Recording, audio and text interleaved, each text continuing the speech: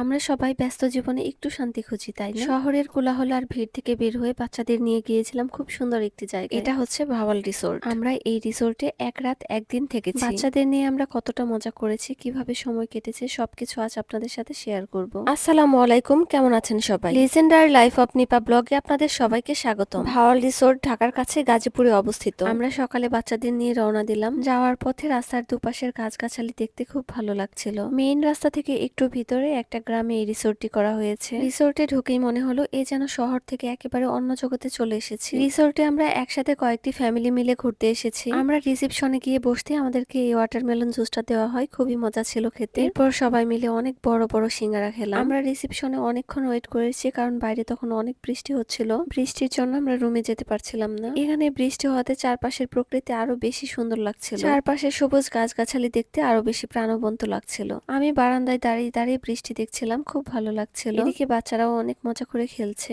আরহাম গাড়ি দিয়ে খেলতে খুব পছন্দ করে, আর এখানে এত বড় একটা গাড়ি দেখে ও তো খুব খুশি হয়েছে। আমরা যাওয়ার পরপরই এত বেশি বৃষ্টি শুরু হয়, আমি মনে মনে ভাবছিলাম আমরা হয়তো ভালো করে ঘুরতেই পারবো না। তারপর দেখি এখানে একটা তোতা পাখি ছিল, এটা খুব সুন্দর করে কথা বলতে পারে। যে যা বলছিল সাথে সাথে সেও তাই বলছিল। এরই মাঝে বৃষ্টি কিছুটা কমে যায়, এখন আমরা রুমে চলে যাব। রিসোর্টের ভিতরে চলাচল করার জন্য ছোট ছোট ব্যাটারির গাড়ি পাওয়া যায়। রিসেপশন থেকে রুমটা যেহেতু একটু দূরে, আমরা সেই গাড়িতে করে এখন যাচ্ছি। বৃষ্টি কিছুক্ষণের জন্য থেমে আবার শুরু হয়েছে। আমরা আমাদের ভিলায় চলে এসেছি। আমাদের ভিলার নাম ছিল পিটুনিয়া 507। এখানে প্রতিটি রুম ভিলা আকারে করা, যেটা আমার কাছে খুব ভালো লেগেছে। আমরা চারটা ফ্যামিলি চারটা ভিলায় উঠি। চারপাশে সবুজ প্রকৃতি আর মাঝখানে মাঝখানে ব্ল্যাক কালার কাঠ দিয়ে করা ভিলাগুলো খুব সুন্দর লাগছিল দেখতে। আমরা এখন রুমে বসে কিছুক্ষণ রেস্ট করব, তারপর সুইমিং করতে চলে যাব। এখানকার ভিলাগুলো বাইরে থেকে দেখলে মনে হবে যেন কোনো গ্রামীণ বাংলার ঘর, কিন্তু ভিতরে ঢুকলেই আধুনিক সব সুবিধা আছে। প্রতিটা ভিলা অনেক সুন্দরভাবে সাজানো আর প্রাকৃতিক পরিবেশের সাথে মানানসই করে বানানো হয়েছে। রুমে আমাদের জন্য কিছু ফল রাখা হয়েছে,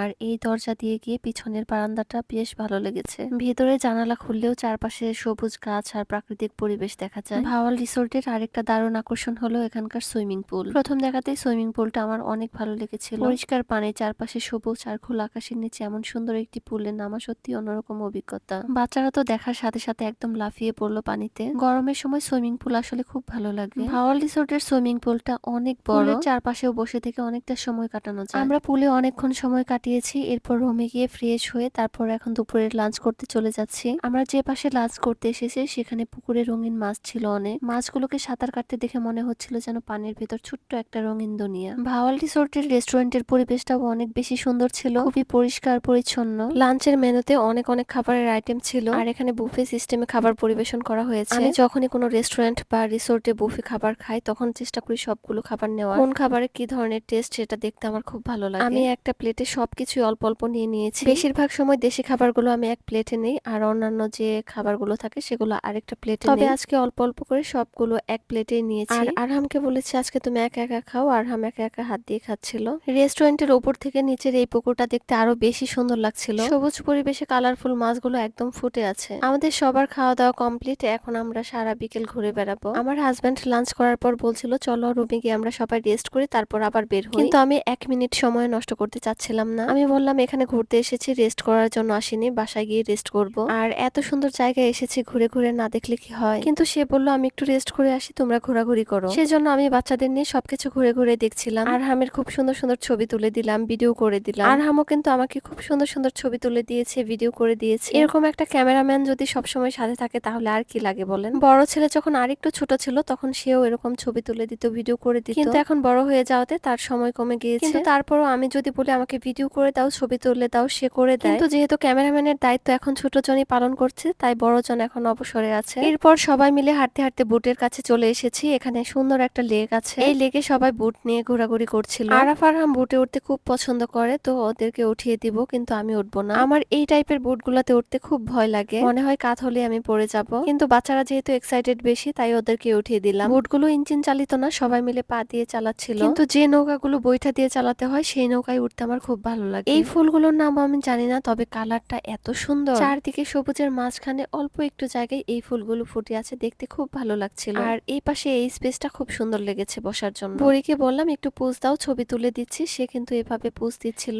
এরপর আমাদের বোটিং করা শেষ, সন্ধ্যা হয়ে এলো। সন্ধ্যা নামতে চারদিকে একদম ঘুটঘুটে অন্ধকার হয়ে আসছে। চারিদিকে যেহেতু ঘন সবুজ বন, সেহেতু সূর্যের আলো একটু তাড়াতাড়ি চলে গিয়েছে। আমরা সবাই মিলে এখন ইনডোর প্লের জায়গায় চলে যাচ্ছি। এই সাইডটা এত সুন্দর করে সাজানো, ছোট ছোট ব্রিজ করা আছে, খুবই সুন্দর। এখানে সকালবেলায় আসার পর থেকে লক্ষ্য করছিলাম এক এক বেলায় সৌন্দর্য এক এক রকম লাগছিল। সন্ধ্যা হতে এখানে অন্যরকম একটা আবহাওয়া তৈরি হয়ে যায়। কোনো গাড়ি ঘোড়ার শব্দ নেই, কোলাহল নেই, খুবই শান্ত একটা পরিবেশ। এখানে জিম রুম ছিল, বাচ্চারা কিছুক্ষণ সেখানে গিয়েও জিম করেছে। রিসোর্টের ভেতর এত সুন্দরভাবে সাজানো যে হাঁটতে হাঁটতে আর ছবি তুলতে তুলতে কখন কেটে গেছে সময় টেরি পাওয়া যাচ্ছিল না। হঠাৎ করেই খেয়াল করে চারিদিক অন্ধকার হয়ে সন্ধ্যা নেমে এসেছে। এখানে আসতেই ভিতরে ঢুকেই মনে হলো ছোট বড় সবার জন্য আলাদা একটা আনন্দের আয়োজন আছে। এখানে ছিল carrom, ludo, table tennis, billiards আর আরো কিছু গেম। বাচ্চারা ঢুকেই অনেক অনেক মজা করে খেলতে শুরু করলো। ইনডোর গেমস এর সবচেয়ে ভালো বিষয় হচ্ছে বাইরে রোদ, বৃষ্টি, অন্ধকার, সন্ধ্যা, রাত যাই হোক না কেন বাচ্চারা সবাই মিলে একসাথে সুন্দর সময় কাটানো যায়। এই ইনডোর গেমস এর কর্নারটা আমার কাছে মনে হয়েছে রিসোর্টের অন্যতম আকর্ষণ। আমাদের সন্ধ্যার ঘোরাঘুরি শেষ করে আমরা সবাই যে যার ভিলাতে চলে গিয়েছিলাম। তারপর রাত যখন 9টা বাজে তখন আমরা বের হয়ে আমরা সুইমিং পুলের দিকে যাই। রাতের বেলা সুইমিং পুলটা দেখতে অনেক সুন্দর লাগছিল। রাতে রিসোর্টে সুন্দর একটা আয়োজনের ব্যবস্থা হয়েছিল।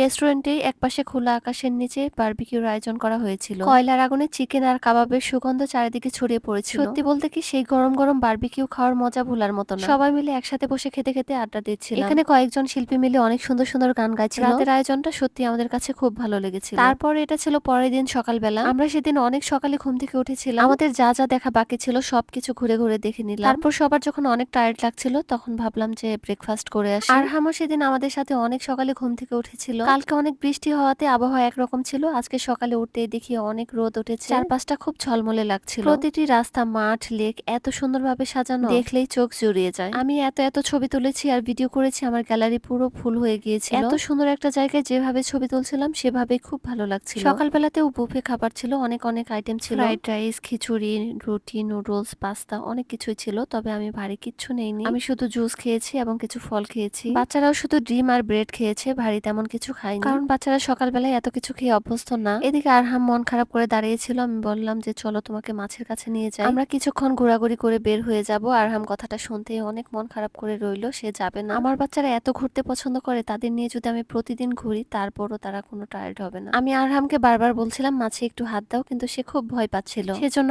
আমি আর ওর বাবা মাছে হাত দিয়ে দেখাচ্ছিলাম। রেস্টুরেন্টের চারপাশে প্রাকৃতিক পরিবেশটা খুব সুন্দর ছিল। এখন সকাল 9টা বাজে আর আমরা 12টার সময় চেক আউট করবো। সেজন্য আমরা ব্রেকফাস্ট করে রুমে গিয়ে সবকিছু গুছিয়ে রেখেছি, যাতে করে ঘোরাঘুরি শেষে সবকিছু নিয়ে বের হয়ে যেতে পারি। এরপর যেদিকে যাওয়া হয়নি সেদিকে গিয়ে ঘুরে আসলাম। রিসোর্টের একটা জায়গাও আমি বাদ রাখিনি ঘুরে দেখার, কিন্তু দুঃখের বিষয় ফোনের গ্যালারি ফুল হয়ে যাওয়াতে অনেক ভিডিও করতে পারিনি। সব মিলিয়ে ভাওয়াল রিসোর্টে কাটানো এই দিনটা আমাদের জন্য সত্যি একটা বিশেষ দিন হয়ে থাকবে। শহরের কোলাহল আর ব্যস্ততা থেকে বেরিয়ে এসে এভাবে প্রকৃতির মাঝে প্রিয়জনদের নিয়ে সময় কাটানো সত্যি অন্যরকম এক অনুভূতি। আবারও কোনো এক সময় পরিবার নিয়ে ভাওয়াল রিসোর্টে আসার ইচ্ছে আছে। সবাইকে ভিডিওটি দেখার জন্য অসংখ্য ধন্যবাদ। সবাই অনেক ভালো থাকবেন, সুস্থ থাকবেন। আল্লাহ হাফেজ।